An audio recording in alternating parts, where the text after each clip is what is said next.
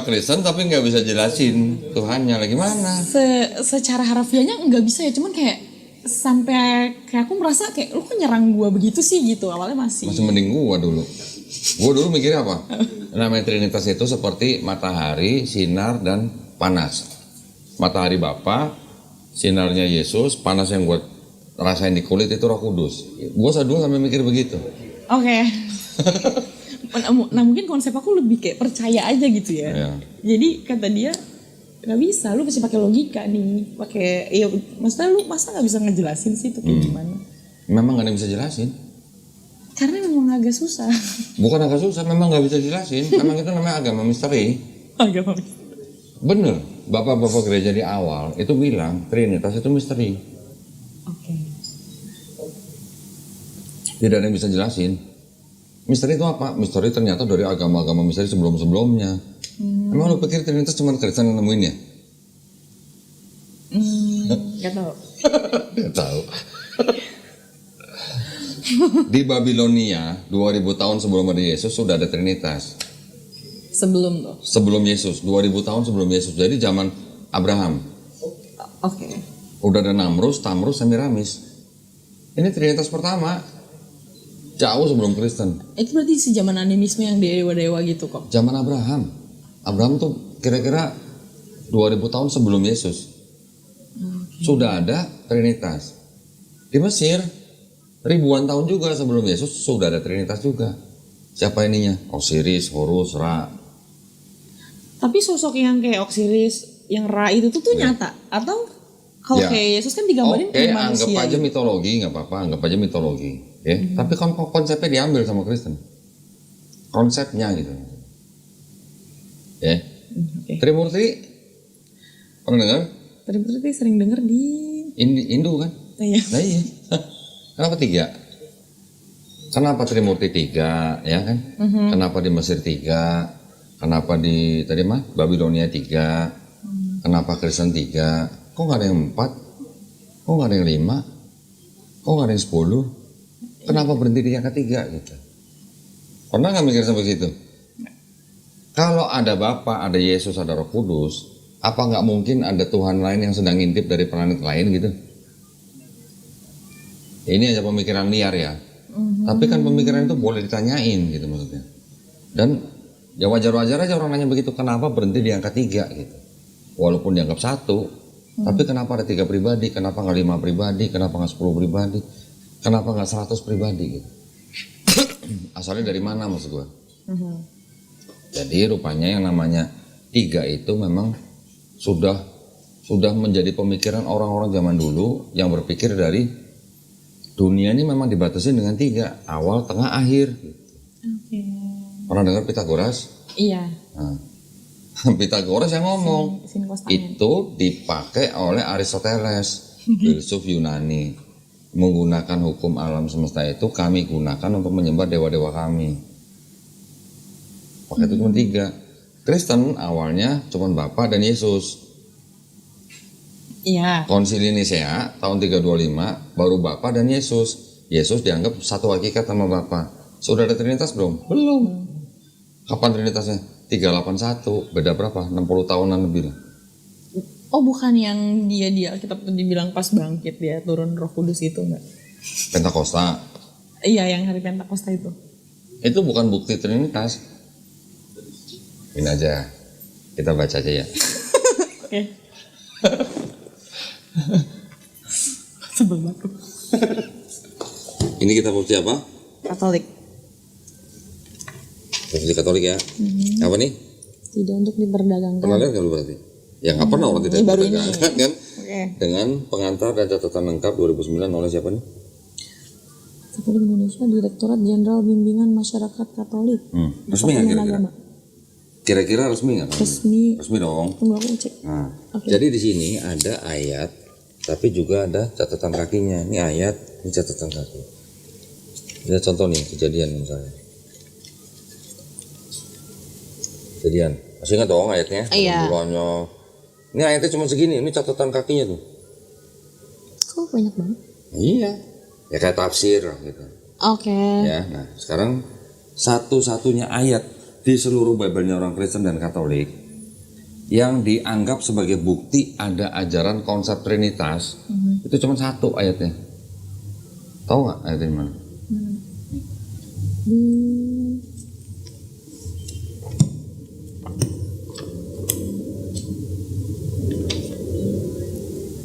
Yohanes itu perjanjian baru ya? Perjanjian baru. Nih ayat 7 boleh dibaca. Sebab Di ada zoom dong, di zoom. sebab ada 3 yang memberi kesaksian di dalam Lu masa surga. nggak zoom sih ada orang baca Bapa, ayat Firman, ini? dan Roh Kudus.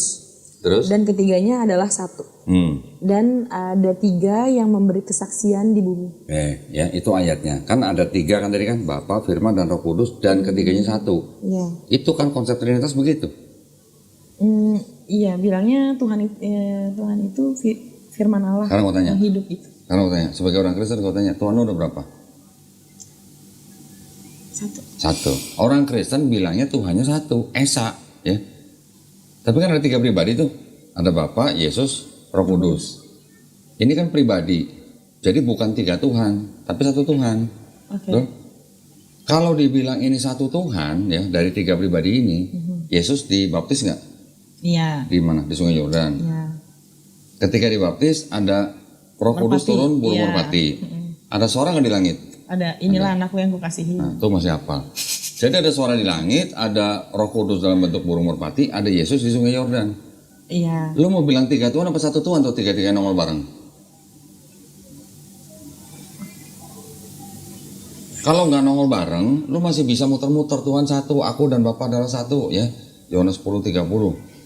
Nanti Roh Kudus itu yang apa segala macam lah dengan segala Iya benar. doktrin-doktrinnya. Tapi ketika 3-nya nongol bareng, lu mau bilang 3 apa 1? Itu bingung. Hah? Itu bingung. Nah, jadi nggak bisa dianggap remeh ya.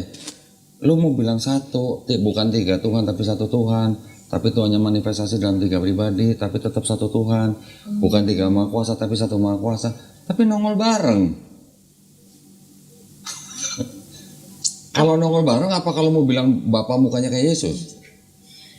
Ya di Kejadian sih bilangnya gitu ya, Tuhan menciptakan seturut gambarnya gitu. Serupa gambarnya. Jadi mukanya Bapak mukanya Yesus sama, yang seperti di foto-foto itu. Enggak sih. Kayak mungkin konsep itu aku mikirnya lebih kayak biar kita manusia mencintai diri kita sendiri nih, biar lebih memahami Tuhan. Iya gitu. Gue mau tanya jujur aja, gambaran Bapak di pikiran orang Kristen tuh seperti apa gambarannya? Ya kalau aku pribadi karena emang aku rindu sosok ayah kali ya. Ya. Jadi aku mikir ya ada Bapak di surga yang liatin aku, yang jagain aku nih. Seperti apa sosoknya kira-kira? Nggak tahu, abstrak. Hah? Abstrak. Ada yang gambarin Bapak tua, rambut panjang, putih semua, jenggot panjang, putih semua. Ada yang gambarin begitu. Enggak. Itu gambaran orangnya. Kalau Yesus kan pemuda, tegap, ganteng, mata biru, hidung mancung, rambut gondrong, berewokan gitu kan. Iya. Tapi ini enggak sih. Kalau Roh Kudus gimana? Roh Kudus tuh lebih ke suara hati aja sih sebenarnya aku mikirnya. Hati. Nah itu tadi ada yang burung merpati kan. Kalau yang pas lagi Yesus dibaptis. Iya. Tapi biar bagaimanapun bayangan kita, bayangan manusia kita mencoba menggambarkan Tuhan seperti apa. Tapi ketika ada Yesus di Sungai Yordan, burung merpati sedang terbang turun ke atas Yesus, ada suara di atas langit. Ada 3 Tuhan apa satu Tuhan gitu. Jujur aja gitu. Kalau dilihat secara mata telanjang begitu ya 3. 3. Secara akal manusia kita akan bilang 3 gitu kan. Tapi kan Kristen mendoktrinnya itu bukan 3 Tuhan, itu satu Tuhan. Ada nanti orang-orang Kristen, kelompok lain, mereka menyebut diri kelompok mereka tuh Triteis. Mereka nggak malu-malu bilang Tuhan kami ada 3. Gitu. Ada yang begitu. Tapi tentu saja di kalangan Kristen yang mayoritas pasti dibilang sesat atau bidat. Gitu. Sekarang gini aja. Ini disebutkan tadi kan? Iya. Bapa, Firman, Roh Kudus, dan ketiganya satu. Iya. Ini ada catatan kakinya nih, tolong bacain. Agak kenceng. Di dalam sorga, di bumi. Sampai kata di bumi, terus? Bagian ayat ini tidak terdapat dalam naskah-naskah Yunani yang paling tua dan tidak pula dalam terjemahan-terjemahan kuno, bahkan tidak dalam naskah-naskah paling baik dari Vulgata. Terus? Bagian ini kiranya aslinya sebuah catatan di pinggir halaman salah satu naskah terjemahan Latin yang kemudian disisipkan ke dalam naskah-naskah oleh penyalin dan akhirnya bahkan disisipkan ke dalam beberapa naskah Yunani. Karenanya bagian ini pasti tidak asli. Pasti tidak asli. Tidak asli itu apa? Kata Leni. Palsu. Nah, kan lu yang ngomong palsu bukan gua. Imitasi loh. Yang ngomong Bible bukan gua loh. Pasti tidak asli. Oh. Pakai pasti lu. Sampai batuk. Tapi kadang tuh yang jadi pertanyaan di aku tuh kan kalau baca Alkitab kadang suka terdengar suara malaikat dari sorga. Terdengar yang tadi Bapak bicara pas Yesus dibaptis. Pertanyaan aku itu suara itu beneran keluar nggak sih saat itu gitu? Kayak masa iya kayak ya maksudnya Tuhan langsung ngomong yang maksudnya Tuhan yang Maha Kuasa itu bicara seperti itu gitu. Gini. Dan itu kedengaran sama manusia pada saat itu kan Yohanes manusia lah itu. Ya, gini, kalau yang namanya di dalam kekristenan itu ada istilah yang namanya teofani, pernah dengar nggak? Enggak. Atau ada susah amat sih. Antromorfilia. Antromorfisisme ya, apa belah. Jadi kejadian ilahi, contoh seperti malaikat turun menemui utusannya. Ya. Atau malaikat menemui misalnya Abraham atau Zakaria. Kejadian itu kan disebut dengan kejadian ilahi, itu disebut dengan teofani. Itu ya boleh dikatakan gini, kita kan tidak bisa menggambarkan wujud Tuhan Yang Maha Esa itu seperti apa, ya kan? Iya. Ya. Dan kalau menurut Ria, Tuhan Yang Maha Esa itu segede apa sih? Besar banget. Segede apa kira-kira? Kalau gedenya siapa aku nggak bisa Nggak bisa ngebayangin. gambarkan. Oke. Ada ayat di dalam Bible juga, ini di Perjanjian Lama ya, yang mengatakan bahwa langit yang meliputi segala langit itu tidak dapat memuat engkau, tidak dapat memuat Tuhan gitu. Jadi ada langit yang meliputi segala langit, berarti langitnya ada berapa? Banyak. Lebih dari satu ya. Iya. Nah, di Islam kita memahami ada 7 langit. Oke. Di Yahudi juga mungkin memahami juga 7 langit. Tetapi ketika Tuhan yang maha besar ini, kita kan bilangnya kan Allahu Akbar. Kristen memahami, kalau ditanya Tuhan maha besar nggak, lo akan bilang iya, Iya. ya kan? Tetapi besarnya seperti apa kan lo juga nggak tahu. Kita juga nggak tahu besarnya seperti apa. Tapi Tuhan yang maha besar ini, apakah dia tidak punya kuasa untuk berbicara dengan makhluknya manusia? Punya dong kuasa dong. Pasti. Apakah dia punya mulut? Apakah dia mengeluarkan suara? Itu kan nggak tahu. Nggak tahu. Berarti apa? Bisa jadi dia punya mulut, tapi mulut yang tidak seperti kita manusia. Bisa jadi dia punya suara, tapi suaranya juga bukan seperti suara kita manusia, ya kan? Tapi yang jelas dia ada, dia maha besar, dan dia kuasa untuk berkomunikasi dengan ciptaannya. Dan dia juga punya pembantu, banyak pembantu malaikat. Ngapain juga dia susah-susah turun ke bumi segede gitu, langit yang meliputi segala langit aja tidak bisa memuat dia. Lah ngapain dia harus turun ke bumi gitu? Iya. Ngapain dia tinggal nyuruh malaikat kan? Sekarang kenapa Kristen bisa berpikir bahwa Tuhan yang Maha Esa ini, Tuhan yang Maha Besar ini bisa jadi manusia, jadi Yesus. Nah, kalau yang aku pelajarin selama ini kan emang dipahaminnya tuh lebih ke dikasih pemahamannya yang karena Tuhan ini terlalu besar dan terlalu suci gitu loh. Yang kita manusia ini berdosa.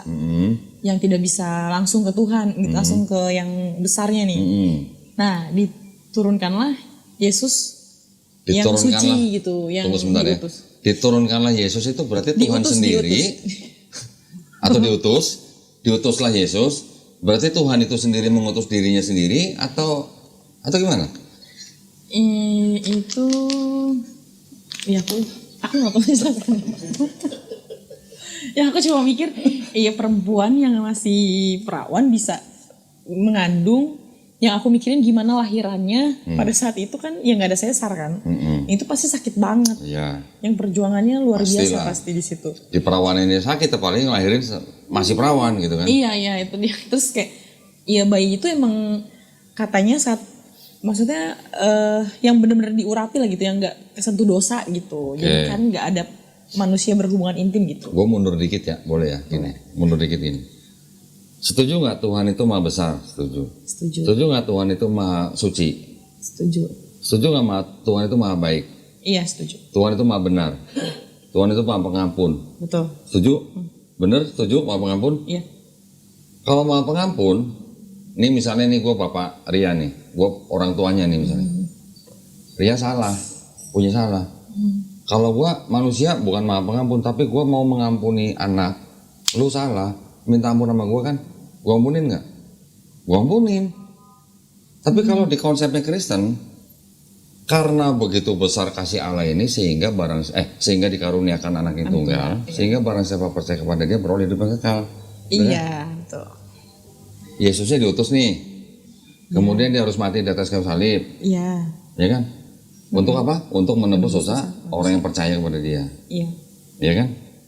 Berarti kalau begitu contoh misalnya, gue punya toko permen misalnya, Oke. Ria datang ke toko gue nih, lu nyolong permen, lu makan, gue nggak tahu. Besok kalau datang, oh Dondi, saya kemarin nyolong permen, saya ngaku dosa, saya minta tolong diampunin gitu. Gue bilang begini, boleh lu gue ampunin, tapi lu bunuh dulu anak gue. Begitu nggak konsep Kristen? Ada Yesus yang harus matiin di atas kayu salib untuk menebus dosa manusia yang sudah tidak bisa bersatu lagi dengan Tuhan. Tapi kalau kayak gitu lebih kan kalau yang kau Doni tadi gambarin itu lebih karena kesadaran manusianya yang dia itu punya Iya, dosa. Tapi iya. kalau ini kan enggak. Ya udah sama Tuhan aja. sendiri. Sekarang gue balik deh. Gue tahu nih lu nyolong permen. Lu kemarin nyolong permen ya? Iya, lu ngaku dosa. Nah, untuk gue ampunin, lu harus bunuh anak gue dulu. Gitu. Enggak. Yesusnya harus mati nggak? Iya. Kalau nggak mati, ada nggak Kristen? Kepercayaan Kristen? Gak ada kayaknya. Nggak ada. Iya kan gitu. Sekarang sebagai orang Kristen, Ria sebagai orang Kristen kan taunya bahwa dosa gue udah ditebus sama Yesus karena dia udah mati di atas kayu salib. Iya. Betul kan? Kalau Ria dikasih kesempatan bisa ngeliat Yesus, orang yang berkuasa nih, lu bisa ngeliat, oh Yesus pas mau disalib nih, lu bakal nolongin Yesus supaya nggak disalib atau bakal nolongin tentara Romawi nyalib Yesus sebagai orang Kristen? Nah, kayak pada waktu itu kan orang-orang kan nggak tahu dia mau mati mau nebus dosa kita. Kalau mereka nggak tahu, berarti siapa yang ngajarin Yesus mati di atas kayu salib buat nebus dosa Ria? Berarti itu ajaran belakangan atau ajaran memang sudah ada ketika Yesus disalib? Sebelum Yesus disalib itu dia sempet kayak kasih clue gitu kalau akan ada. Nanti gue bisa bantah pakai buku ini. Itu bukan perkataan Yesus. Tapi oke, terus. Iya kayak kan sekarang di kantor lagi rutin nih baca Alkitab nih yang udah sampai Lukas 21. Nah kan kayak ceritanya sama tuh sebenarnya itu doang. Yang pasti ada tentang pokoknya pembukaan tentang penderitaan pertama gitu. Yang Yesus udah kasih clue-clue sebenarnya. Kayak gitu yang ya dia udah kasih tau lah ke si murid-muridnya ini. Kalau kita anggap benar itu perkataan Yesus, akar kontradiksi dengan kalimat-kalimat Yesus yang lain. Mau bukti nggak? Matius 18 ayat 3. Gila, aku udah lama gak buka gitu. Matius 18 ayat 3, oke. Lalu aku berkata kepadamu, sesungguhnya jika kamu tidak bertobat dan menjadi seperti anak kecil ini, kamu tidak akan masuk ke dalam kerajaan sorga. Kalau dianggap tadi Yesus kasih clue itu benar-benar perkataan Yesus, tabrakan nggak sama ini? Ini Yesus bilang apa? Kalau lu nggak tobat dan menjadi seperti anak kecil ini, lu nggak masuk kerajaan sorga. Apa Yesus bilang lu harus percaya gua mati di atas kayu salib? Baru lu masuk kerajaan sorga. Anak kecil itu kan deketin Yesus karena dia mau dengar pengajarannya kan. Oh iya. Artinya kalau anak kecil itu konotasinya apa sih kalau anak kecil? Haus pengetahuan lah, kepo. Bisa nggak gua artiin polos? Iya boleh. Nggak punya dosa? Iya boleh. Boleh. Boleh kan? Emang gitu. Tapi Paulus ngajarin setiap manusia yang lahir punya dosa waris. Iya kutuk. Karena dosa yang dilakukan oleh Adam dan Hawa kan. Ya kalau itu kan jauhan kan, ini lebih kayak kutuk orang tua gitu, lebih kayak gitu kalau di Kristen tuh konsepnya. Di Paulus bilang dosa yang dilakukan oleh satu orang itu, Adam dan Hawa itu maksudnya, satu orang ini maksudnya ya Hawa lah ya. Itu menjalar kepada setiap manusia. Oh, oke. Jauh banget ya, aku gak pernah denger itu justru. Maksudnya gak pernah yang konsep itu gak ada. Nih, kita pakai ayat aja. Tapi iya nih kayak semua ini setiap pagi itu kita baca nih di kantor. Jangan baru aja ya, biar tahu nih apa namanya ajaran siapa gitu. Roma 5 ayat 12. Tunggu, Roma tuh di mana? Roma di mana? Roma di Itali. Serius? Roma? Roma 5 12. Roma 5:12. Roma di mana? Oke. 12, oke. Adam dan Kristus. Sebab itu sama seperti dosa telah masuk ke dalam dunia oleh satu orang dan oleh dosa itu juga maut. Demikianlah maut itu telah menjalar kepada semua orang karena semua orang telah berbuat dosa. Menjalar. Iya. Ini namanya original sin.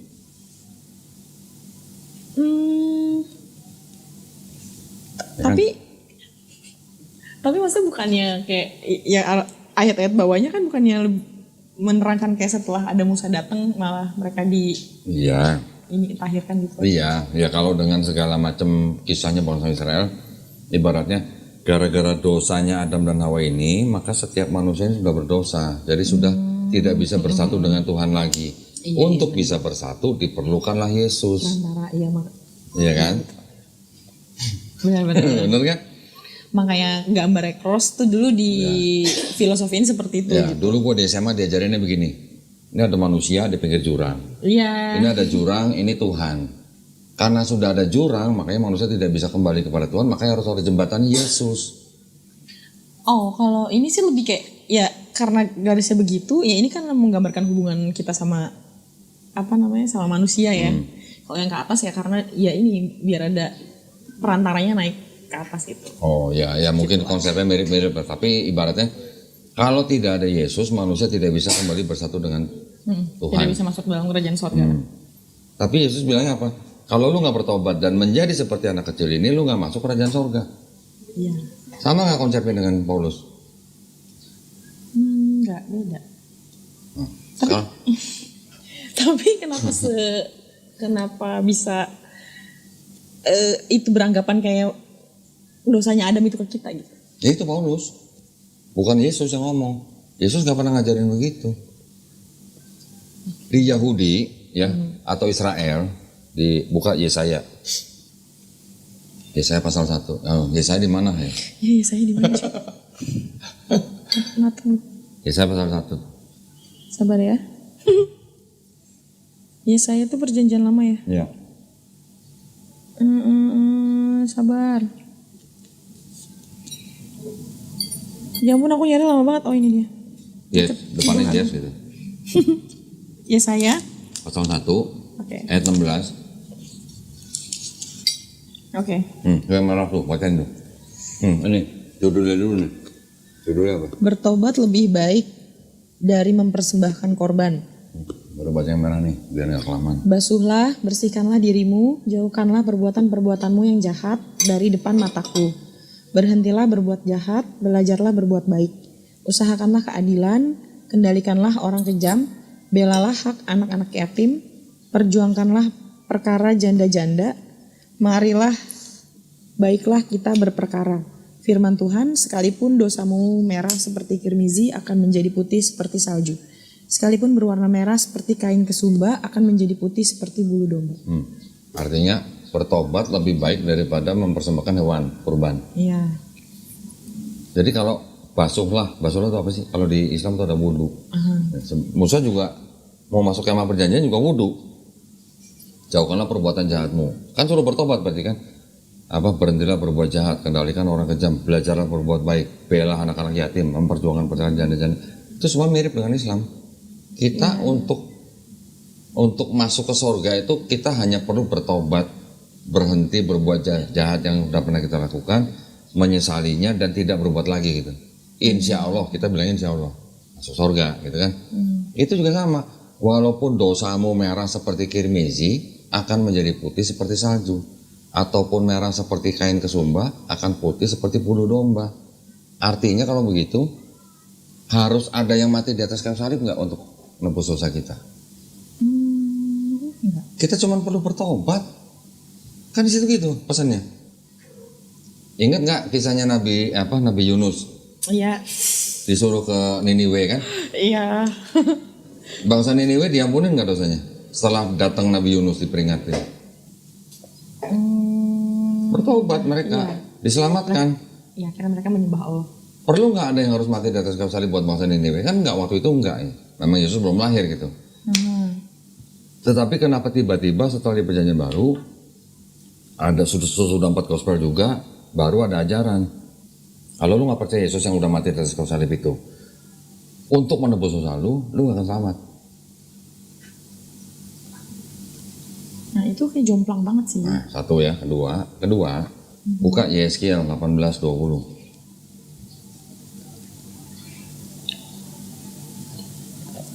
Tunggu ya. Atau nggak ulangan, boleh ulangan. Ulangan. Dia lebih hafal ulangan deh daripada Yeskiel. Ini paling depan soalnya. Ulangan 24 ya kalau nggak salah ya. Gila kok sampai hafal. 16. Oke. Nah itu tuh yang merah kali itu. Iya. Apa Iya. katanya? Janganlah ayah dihukum mati karena anaknya. Janganlah juga anak dihukum mati karena ayahnya. Setiap orang harus dihukum mati karena dosanya sendiri. Gimana? Coba. Berarti kan tidak ada orang yang perlu menebus dosa orang lain. Iya. Ya kita adu aja ayatnya. Kita adu aja antara perjanjian lama, antara ajaran Yesus sama antara ajaran Paulus. Apakah ajaran Yesus sama dengan perjanjian lama atau tidak? Apakah ajaran Yesus sama dengan ajaran Paulus atau tidak? Kan gitu harusnya. Nah teman kan kayak orang-orang Kristen ini mempercayai kayak, iya ini zaman Taurat masih banyak orang berbuat dosa nih. Oke. Yang Terus? akhirnya diperbaharui di perjanjian baru yang datang penyelamat gitu. Oke, sekarang buka bilangan 23:19. Bilangan. 23 19. Iya. Allah bukanlah manusia sehingga ia berdusta. Bukan anak manusia sehingga ia menyesal. Masakan ia berfirman dan tidak melakukannya, atau berbicara dan tidak menepatinya? Jadi, hah? Berarti Yesus tidak menepati kata-kata dia atau Tuhan yang Enggak, di situ tulisannya apa? Tuhan bukan Allah bukanlah manusia. manusia. Sebenarnya Tuhan yang pas ya. Allah tuh terjemahannya salah. Tuhan bukan manusia. Tuhan bukan anak manusia. Iya. Oke? Kayak iya kemarin aku nyari di Google. Aku kan karena nonton yang podcast Koko tuh awalnya kayak masa sih gitu. Kayak aku selama ini kan kayak nyari tahu, cuma kan anak-anak pada begajulan ya. Yang aku kayak apaan sih lu gitu. Yang emang dulu juga aku muslim, cuman ya keluarga aku pun kayak ya masih setengah lah, nggak sampai sedalam kayak begini kan.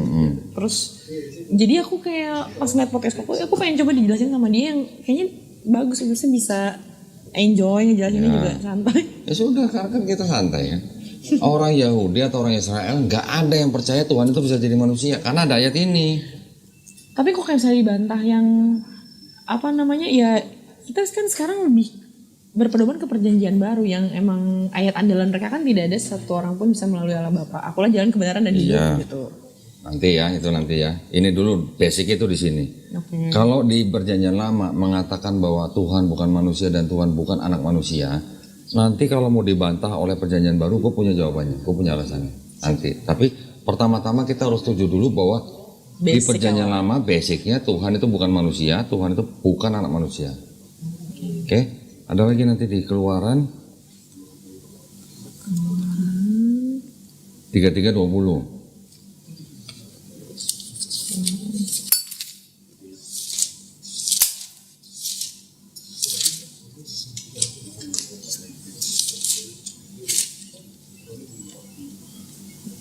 Kalian. Keluaran 33. 33:20.